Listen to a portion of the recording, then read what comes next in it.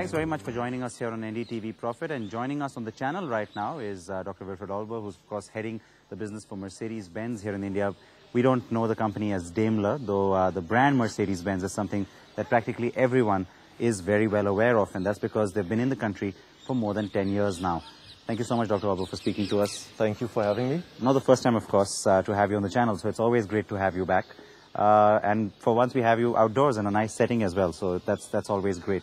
Let me begin by asking you perhaps a little bit of a cliched question, but everybody is probably speaking to you about the ongoing economic crisis, the slowdown. We haven't seen it affecting the premium segment as much, but is it just a matter of time? Are you worried at all? What is your overall assessment? Well, I think basically what we're seeing over the last 2-3 months in the luxury segment is also a slowdown. We're seeing definitely a situation in which the unavailability of finance is a major concern for all of the luxury car manufacturers as well. We've had 9 very good months. Overall, we have sold 3,200, 3,300 cars already. But nevertheless, there will be an impact also on the luxury car segment. When you talk about an impact, run us through what the real problem is. Is it what we've already seen, or is it that you're bracing for a slowdown? Because when you talk about people's sentiment, it's only now starting to seep in, you know, the real impact of what's happened. I think sentiment definitely is a component of the situation that we're currently facing and that we will be facing going forward. But what really is crucial and what has been a problem is the unavailability of credit, which basically started sort of making the whole machine stutter. When you talk about credit, you know, it's been a situation where the government is aware of the problem. They seem to be doing something about it. You have the central bank stepping in. The RBI takes measures, but the banks don't seem to follow through. The initial excuse being used was that, look, we're very worried about lending right now because, you know, they're worried about unpaid debt, etc. But now that so many measures have been taken, the banks are still not lending. Are you speaking with some of the bankers that you work with or some of the non-banking companies you work with?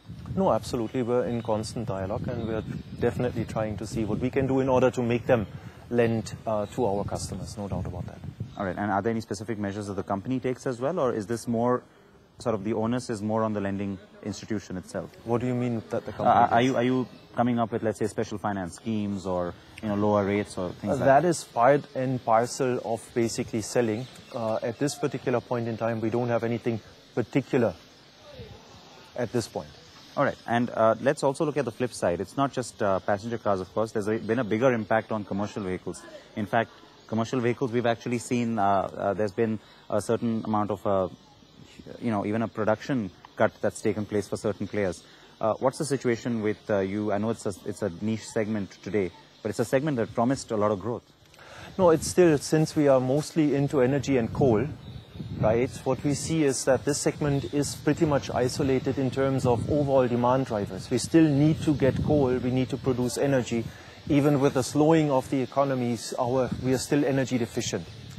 So that, again, is not the issue. The issue is really the availability of money, the fact that banks need to lend to customers, and that has become much more cumbersome to arrange.